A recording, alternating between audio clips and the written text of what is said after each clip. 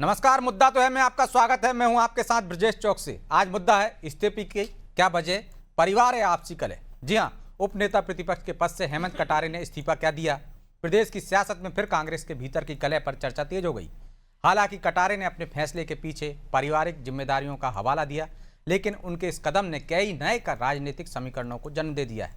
सवाल उठ रहे हैं कि क्या मामला सचमुच निजी कारणों तक सीमित है या फिर पार्टी के भीतर चल रही खींचतान इसकी असली वजह। वहीं बीजेपी इस मामले में तंज कस रही है। इधर जीतू पटवारी ने बताया कि कटारे के इस्तीफे को स्वीकार नहीं किया गया है। कुल मिलाकर कटारे के इस्तीफे पर शुरू हुई इस बयानबाजी ने कई सवाल खड़े कर दिए हैं। उन सवालों को भी हम उठाएंगे, लेकिन पहले देखिए ये रिपोर्ट।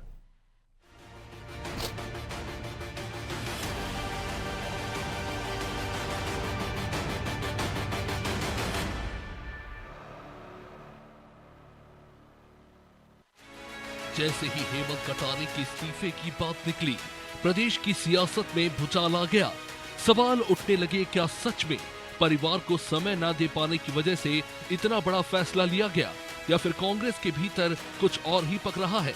कुछ दिन पहले ही प्रदेश कांग्रेस मीडिया प्रभारी मुकेश नायक ने भी नाराजगी के साथ इस्तीफा दिया था और वजह लगभग यही बताई थी। ऐसे में कटारे का कदम कई संकेत दे रहा है। इधर सियासी गलियारों में चर्चा ये भी तेज हो गई कि कहीं कटारे बीजेपी की ओर तो रुख नहीं कर रहे। कांग्रेस विधायक विक्रांत भूरिया ने खुलकर आरोप लगाया कि बीजेपी अक्सर कांग्रेस नेताओं पर डोरे डालती है, लेकिन पार्टी एकजुट है। हम तो ये बोल रहे हैं ना कि बीजेपी को खुश होने की आवश्यकता नहीं है। बीजेपी का इतिहास रहा है कि वो सब पर डोरे डालती है, सबको अपनी तरफ खींचने की कोशिश करती है, पर यहाँ हम पूरी ताकत से एकजुट हैं। जब अपने ही पार्टी के विधायक ने सवाल उठाए तो हेमंत कटारे को सोशल मीडिया पर सफाई देनी पड़ी। उन्होंने साफ कहा वो बीजेपी में नहीं जा रहे, उनका फैसला पूरी तरह पारिवारिक कारणों से जुड़ा है। उधर बीजेपी ने भी तंज कसने का मौका नहीं छोड़ा। बीजेपी विधायक रामेश्वर शर्मा ने कहा कि पार्टी में नो वैकेंसी है। वही भगवान दास सबनानी ने हल्के अंदाज में दावा किया कि कटारे ने मजाक में उनसे कहा था मुझे भी साथ ले चलिए। कौन किसको क्यों समय नहीं दे पा रहा, ये हेमंत कटारी जी जाने, उमंग सिंगार जी जाने, जीतू पटवारी जी जाने, या आंतरिक गृह युद्ध जाने, या एक दूसरे की अपमान की घटनाएं जाने।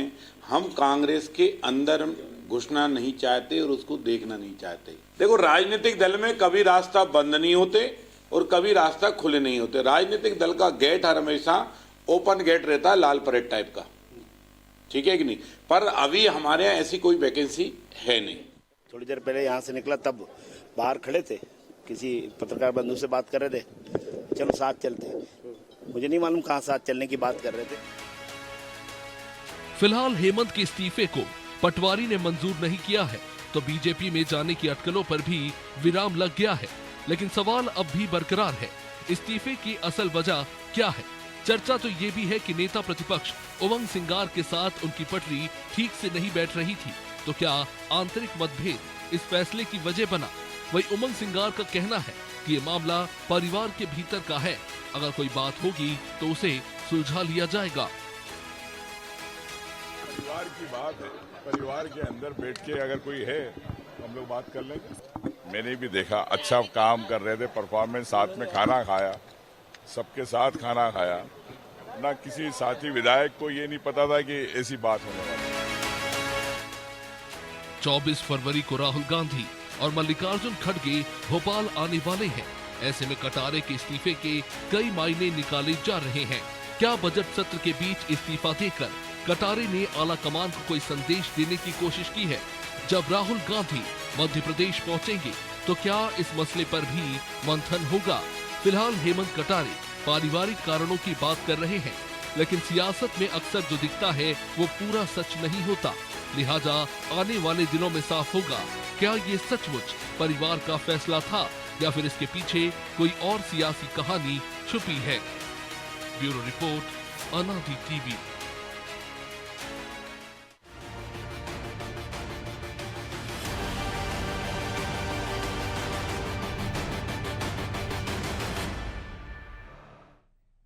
इस मुद्दे पर चर्चा शुरू करें उससे पहले वो सवाल जो जरूरी हैं।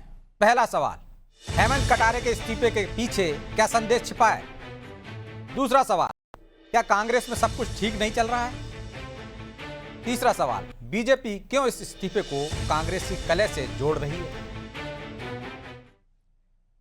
चलिए इन सवालों के साथ इस मुद्दे पर चर्चा शुरू करते हैं। चर्चा में हमारे साथ मौजूद हैं बीजेपी प्रवक्ता प्रियंका दुबे, कांग्रेस नेता रितेश त्रिपाठी और हमारे सहयोगी मनोज वर्मा। प्रियंका जी, रितेश जी, बहुत बहुत स्वागत है आपका। और रितेश जी, शुरुआत आपसे ही करते हैं। क्या कांग्रेस में सब कुछ ठीक नहीं चल रहा है? इस्तीफा क्यों दिया? कलह है या पारिवारिक कारण? जी ब्रजेश जी, ना ही कोई कलह है और ना ही कोई वो कारण है जो आप ढूंढना चाह रहे हैं। सीधी और सच्ची बात यह है कि आज भारतीय जनता पार्टी खुद ही अपनी पार्टी के आचार विचार और संस्कारों से इस तरह खंडित हो चुकी है और इस तरह उत्साहित है कि वो अपनी बचाने के लिए, अपनी इज्जत बचाने के लिए दूसरे के घर में ताक झांक करने का काम कर रही है। मैं आपके इस माध्यम से बताना चाहता हूं कि आज आपके चैनल में डिबेट की एक बहुत बड़े विषय हो सकता था कि जहां एक तरफ हमारा बजट आ रहा है, वहीं प्रदेश को 5500 करोड़ का कर्ज लेना पड़ रहा है। ये महत्वपूर्ण। तो आप ही बताइए ना, आपके उपनेता प्रतिपक्ष रितेश जी, ये इस्तीफा ये बजट सत्र के बाद भी दे सकते थे ना? नहीं रितेश जी, अपने सारे क्वेश्चन फायर कर लीजिए, फिर मैं आपको आंसर करूंगा। नहीं रितेश जी, नहीं, आपने कहा कि और पर चर्चा हो, औरों पर ही चर्चा हो रही थी भाई साहब, लेकिन आपके उपनेता प्रतिपक्ष बीच बजट में इस्तीफा दे रहे हैं, पारिवारिक कारण बता रहे हैं, बाद में भी तो दे सकते थे। ये हम और आप डिसाइड करेंगे क्या ब्रजेश जी को कब क्या करना है? पार्टी तो डिसाइड करेगी ना। ठीक है ना, तो पार्टी डिसाइड करेगी तो पार्टी को let them decide decided. We will not take your resignation। Decide कर लिया पार्टी ने, पर पार्टी पर आपका चैनल ये कब डिसाइड करेगा कि मध्य तो भाई जब आपकी पार्टी डिसाइड करेगी तो हम भी डिसाइड करेंगे ना हमारा चैनल क्या दिखाए। हाँ, यही मैं कह रहा हूँ कि आप तो ये तो हमको छोड़ दीजिए ना। ब्रजेश जी, आपको दिखाना पड़ेगा प्रदेश की बातों को गंभीरता से। आप कांग्रेस का माहौल बनाने बिगाड़ने के लिए चैनल नहीं चलाते और प्रदेश की भाई हम सारी चीजें दिखाते हो। आपने इससे पहले देखा क्या? सिर्फ आधे घंटे में माहौल नहीं बिगड़ता। ब्रजेश जी, 5500 करोड़ का कर्ज लिया गया, अब शब्दों का प्रयोग सदन में किया गया, निरंतर देश का मजाक। तो भाई साहब, आपने इससे पहले टीवी देखी थी क्या रितेश जी? क्या हमने उस शब्द पर डिबेट नहीं की क्या? आप नहीं आए थे, आपके दूसरे प्रवक्ता आए थे क्या? बजट पर हमने डिबेट नहीं की क्या? तो मैं तो आप डिसाइड करो आज क्या करें? जो करेंट इशू होगा उस पर डिबेट करेंगे ना भाई।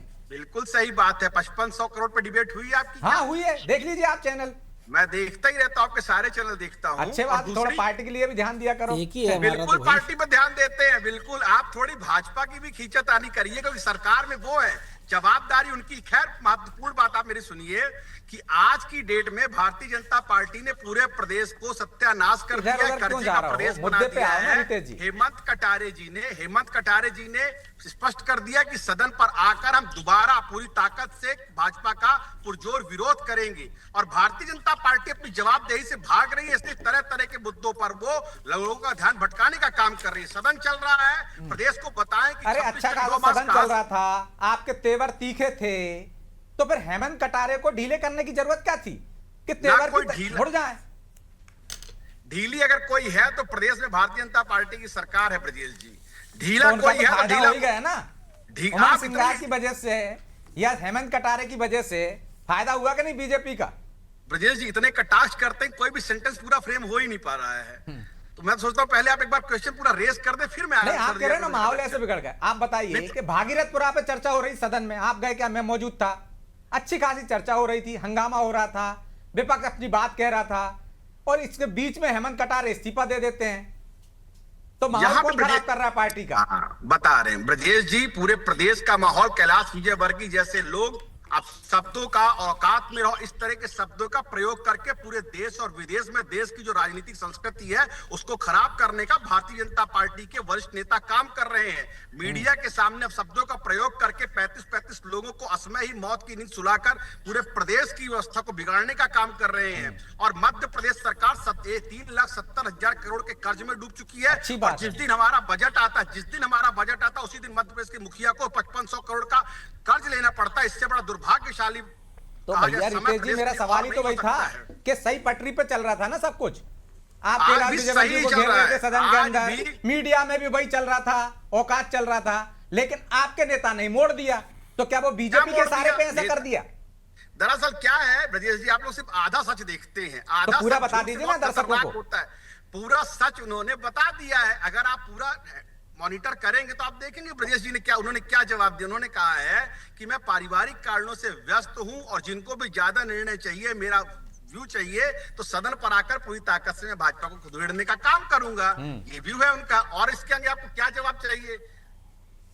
तो इतना ही था तो उनको टाइम दे देते। इस्तीफा तो नामंजूर कर दिया ना आपने अभी, आपके अध्यक्ष कह रहे हैं। नामंजूर हो लेकिन गया, ठीक है प्रियंका जी, वो कह रहे हैं क्यों काले देख रहे हैं आप?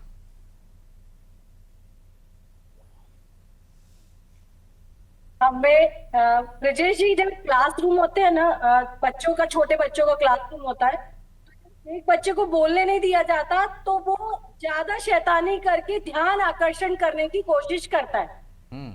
बिल्कुल ऐसा ही काम हेमंत कटारे जी ने किया है। हमें बोलने नहीं दोगे, हमें काम करने नहीं दोगे, तो हम लेकिन त्याग शैतान पत्र दे बच्चे देंगे। के ना टीचर कान मरोड़ देती है। वही तो, लेकिन अब आप सुनिए, यहाँ कान मरोड़ेगा कौन? मरोड़ने के लिए राहुल गांधी जी आ रहे थे, क्षेत्र में क्या काम किया इसका मॉनिटरिंग करते, सवाल जवाब भी हो सकते थे। तो उनके आने के पहले कभी फूल सिंह बरैया माहौल बदल देते हैं उल्टे सीधे बयान देके, फिर राहुल गांधी जी आने की बारी, तैयारी करते हैं, हेमंत कटारे जी त्याग पत्र देकर के माहौल बदल देते हैं और त्याग पत्र खुद देते हैं। फिर सुबह जाकर के जीतू पटवारी जी के साथ कसरत करते हैं और उस कसरत से कांग्रेस का माहौल सुधारने की कोशिश करते हैं। फिर एक ट्विटर आ जाता है, तो पूरी पार्टी फोरम पे कुछ नहीं करती, सिर्फ ट्विटर खेलती रहती है। और दोषी किसको बताते हैं? भारतीय जनता पार्टी को। वो तो विक्रांत भूरिया कह रहे हैं कि आप लोग डोरे डालते रहते हैं, आप लोग डोरे डालने का काम करते हैं। आज इंदौर में जिस तरीके से इन्होंने हिंसा करी, पत्थरबाजी करी, इनका रक्त रंजित चेहरा, और ये सत्ता के लिए कितने पिपासु हैं, ये आज पूरी मीडिया ने देख लिया है कि किस तरीके से अंतर्राष्ट्रीय स्तर पर भी भारत की छवि बिगाड़ने का प्रयास करते हैं, किस तरीके से सदन के मुद्दों को सड़कों पे लेके जाते हैं और सड़कों के मुद्दे पे से नदारत होकर के हिंसा पे आ जाते हैं। ये आज कांग्रेस का चरित्र सारी मीडिया ने देख लिया है और यही हमने भोपाल की चरित्र तस्वीरें भी देखी हैं प्रियंका जी, आज भोपाल की तस्वीरें भी देखी हैं कि किस तरह से बीजेपी वाले कांग्रेस कार्यालय में पहुंच जाते हैं, पोस्टर फाड़ते हैं। तो आप भी एक पक्ष दिखा रहे हैं। चलिए, उन्होंने पत्थरबाजी की, उसकी निंदा की जानी चाहिए, ऐसा नहीं होना चाहिए। लोकतंत्र में विरोध प्रदर्शन का एक तरीका होता है, लेकिन आपने भी बेहतर नहीं किया। पत्थरबाजी करना, ईंटों इकट्ठे करके रखना, पहले सुनियोजित तरीके से षड्यंत्र की तैयारी करना, इसे आप असंवैधानिक और अमानवीय कहने के स्थान पे अगर सवाल राइज कर रहे हैं तो आपको भी सोचना पड़ेगा। नहीं, आपने बिल्कुल सही कहा प्रियंका जी। तो इसके लिए जो जिम्मेदार दोषी पुलिसकर्मी, उसके खिलाफ क्या एक्शन होगा? क्योंकि पुलिस की लापरवाही है कि अगर बीजेपी के कार्यकर्ताओं ने कहा था कि धरना प्रदर्शन करेंगे, कांग्रेस कार्यालय का घेराव करेंगे, इसके बाद भी कांग्रेसी पत्थर इकट्ठा कर लेते हैं, बीजेपी पे हमला कर देते हैं, बीजेपी के कार्यकर्ता घायल हो जाते हैं, तो फिर जो दोषी पुलिसकर्मी है उनके खिलाफ कोई कार्रवाई होना चाहिए कि नहीं होना चाहिए? शांतिपूर्ण प्रदर्शन का अधिकार लोकतंत्र में है ना, लेकिन अगर पत्थर चले हैं पुलिस की मौजूदगी में, तो पुलिस की जिम्मेदारी है ना। विधानसभा का घेराव करेगा तो एक सीमा रहती है ना, वहां तक पहुंचने देंगे। वहां तक कार्यालय तक पहुंच कैसे गए? सपोर्ट करना और आज खुद नहीं प्रियंका जी, कार्यालय तक कैसे पहुंच गए बीजेपी के कार्यकर्ता? क्यों नहीं रोका उनको बीच में पुलिस ने? शांतिपूर्ण प्रदर्शन करने का अधिकार सभी को था ब्रजेश जी, परंतु जिस तरीके से हिंसा पर आ जाना, ये कहां से न्यायोचित है? ये बताइए आप। नारेबाजी करना, हंगामे करना, ये तो हमेशा राजनीति का एक पक्ष रहा है। तो कल कांग्रेसियों ने वही तो किया एआई समिट में। तो कांग्रेसियों ने, चलिए हम दूसरे मुद्दे पर चले जाएंगे, इधर उधर ना जाके। लेकिन मनोज जी, क्या इतना आसान है जो रितेश जी कह रहे हैं, जो हेमंत कटारे कह रहे हैं कि भाई पारिवारिक कारणों से मैंने इस्तीफा दे दिया? क्या इसमें कोई सियासी संदेश छिपा हुआ है? चलिए, कटारे जी की और रितेश जी की मान लेते ब्रजेश जी। तो 20 फरवरी 2019 को शादी हुई थी हेमंत जी की, 7 साल हो गए। तो सबसे बड़ी बात यह है कि अगर ये मौजूदा सत्र अगर 12 मार्च तक चलता है, तो जब से नई विधानसभा का गठन हुआ 2023 में, तब से अब तक 53 बैठकें हुई है कुल। और ये कोई नियम तो नहीं कि सत्र में सारे विधायक पूरे समय मौजूद रहेंगे। और अगर उनको समय देना था, कल जैसे उनकी शादी की सालगिरह थी, तो एक दिन वो सदन में ना भी जाते तो क्या होता? और आज और कल तो छुट्टी थी, 3 दिन। शुक्रवार को निकल जाते वो, गुरुवार को घर अपने परिवार को समय देते, शनिवार रविवार वैसी छुट्टी थी। तो ये इस्तीफा वो ना भी देते तो काम चल जाता। और अगर इस्तीफा दे रहे हैं कब? जब अगर 2.5 साल में 53 दिन उनको विधानसभा में जाना अखर रहा है, तो क्षेत्र में तो उनको पूरे 365 दिन एक साल में रहना है, यानी 1,500 से ज़्यादा दिन अपने क्षेत्र में रहना है, तो तब तो ज़्यादा संकट का काम है। और अगर आपको परिवार की चिंता, निश्चित तौर पर हर एक आदमी को परिवार की चिंता करना चाहिए, तो राजनीति से इस्तीफा दे दीजिए और आपके पास जो मूल काम है, आपके पास कोई कमी नहीं है, पेट्रोल पंप है आपके पास, जिम है, दूसरे धंधे वो करिए, और जो खाली समय मिले आपको परिवार के अलावा तो समाज सेवा कर लीजिए। लेकिन अब दूसरी कहानी में बताता हूँ आपकी, असल में कि हुआ ये कि स्थगन प्रस्ताव पे चर्चा होना थी सदन में कल शुक्रवार के दिन। उसमें अध्यक्ष जी ने नाम मांगे थे, 16 विधायकों का नाम उमंग सिंगार चूंकि मौजूद नहीं थे सत्र में उस समय, तो 16 नामों की एक सूची जो है उपनेता प्रतिपक्ष के नाते हेमंत कटारे ने विधानसभा अध्यक्ष को सौंपी थी कि ये लोग चर्चा में भाग लेंगे। जब उमंग सिंगार सदन में पहुंचते हैं तो वो नाराजगी जताते हैं कि मेरी बिना पूछे ये लिस्ट क्यों जारी की गई। इसको लेके जो उज्जैन के विधायक है महेश परमार, वो भी नाराज होते हैं, वो सदन छोड़कर वॉकआउट अकेले ही कर जाते हैं वो। उसके बाद दोनों में 1 घंटा तक लगभग बहस होती है, उमंग सिंगार में और हेमंत कटारे में। उसके बाद गुस्से में आकर अपनी उपेक्षा से नाराज होकर हेमंत कटारे ये इस्तीफा लिखते हैं। आज देखिए हरीश चौधरी प्रभारी है मध्य प्रदेश के, उन्होंने क्या जवाब दे रहा है प्रेस कॉन्फ्रेंस में कि खड़गे जी ने नियुक्ति की हेमंत कटारे की, इसलिए ये इस्तीफा स्वीकार करना या ना करना ये राष्ट्रीय अध्यक्ष का विवेकाधिकार है। यानी उन्होंने बता दिया कि नेता प्रतिपक्ष की क्या हैसियत है कांग्रेस में, वो प्रदेश अध्यक्ष की क्या हैसियत है, कि ना दोनों ने उसको बनाया है ना दोनों उनका इस्तीफा स्वीकार कर सकते हैं। तो अब आप इसको गुटबाजी मान लीजिए या कांग्रेस के जो प्रदेश प्रभारी हैं उनकी स्वीकारोक्ति मान लीजिए कि उन्होंने बता दिया सबको कि अगर हेमंत कटारे आपके कारण इस्तीफा दे रहे हैं तो आपने उनको बनाया नहीं है, इसलिए आप उनका कुछ नहीं कर सकते हैं। तो रितेश जी, अंतरकल है खुलकर आ गई है बाहर। अब बर्तन खटकते हर घर में हैं, आपके बाहर फेंकने लगते हैं सड़क पर, और अब आप कहते हो चर्चा ना हो। नहीं, चर्चा बिल्कुल हो ब्रजेश जी, पर चर्चा में जिसको बुलाया जाए उसको बोलने का मौका भी दिया जाए। दिया है ना आपको, वो बोलिए ना। पहली बात तो इको इतना ज्यादा हो रहा है कि जो मैं बोल रहा हूँ वही मुझे रिफ्लेक्ट होगी बार बार सुना। और जैसा प्रियंका जी के में भी हो रहा था, थोड़ी सी अपनी टेक्निकल टीम को बोलिए कि मैं कंफर्ट नहीं बोल पा रहा। बिल्कुल मैं बोलता हूँ, लेकिन आपकी आवाज स्पष्ट आ रही है, फिर भी मैं टीम को बोलता हूँ जी। जो भी प्रियंका जी बोल रही थी, मनोज जी की आवाज क्लियर थी, पर प्रियंका जी की आवाज में इको मेरे को सुनाई दे रहा था। खैर, अपन आगे बढ़ते। देखिए, मैं कह रहा हूं कि उन्होंने इस्तीफा दिया या नहीं दिया वो अलग एक मुद्दा है। उन्होंने बाद में क्लियर कर दिया कि भाई मैंने कोई इस्तीफा कोई बहुत बड़ी बात नहीं है, और पारिवारिक कारणों से मैं भ्रष्टाचार दे दिया। बड़े नेताओं से बात की और मुझे लग रहा है कि अभी सही समय नहीं है, अभी मुझे काम करना चाहिए जिस पद में ऊपर। आप इन पर बात क्यों नहीं कर रहे हैं कि क्या सदन की गरिमाओं को रोज खंडित करना, रोज तार करना भारतीय जनता, और फिर कैलाश विजयवर्गीय जैसे अहंकारी व्यक्ति द्वारा इस तरह के शब्दों का प्रयोग करना। अरे भैया, मैं आपको उसका लिंक भेज दूंगा रितेश जी, उसका लिंक भेज दूंगा कि उस पर चर्चा हुई कि नहीं। 3 दिन लगातार चर्चा हुई भाई, सदन में उसी पर चर्चा चल रही है। जो भारतीय जनता पार्टी ने पूरे प्रदेश और उस मुद्दे का तो खुद ही उमंग सिंगार ने पटाक्षेप कर दिया था परसों। क्यों नहीं करनी चाहिए? तो कर रहे हैं ना उस पर भी चर्चा। अब आप कहो कि मुद्दा दूसरा है, उस पर चर्चा करने लगी। जब उमंग सिंगार ने खुद कह दिया था कि उस मामले का पटाक्षेप हो गया, फिर भी चर्चा हुई। अब आपको जवाब नहीं है कि हेमंत कटारे अंतरकलह की वजह से इस्तीफा दे रहे हैं। कांग्रेस में ये सब चल क्या रहा है? तो भाई कांग्रेस भी एक विपक्ष है मजबूत। आपको पता, अभी अभिजीत शाह भी संघ के कार्यक्रम में गए थे, आपके विधायक, आपके आर.के. दोगने जो हरदा विधायक है, वो संघ के 100 साल के कार्यक्रम में गए थे। प्रियंका जी तो हरदा से आती, अच्छे से आपको वीडियो भी भेज देंगी। वो जिला कमेटी ने एक चिट्ठी भी लिखी थी पीसीसी को।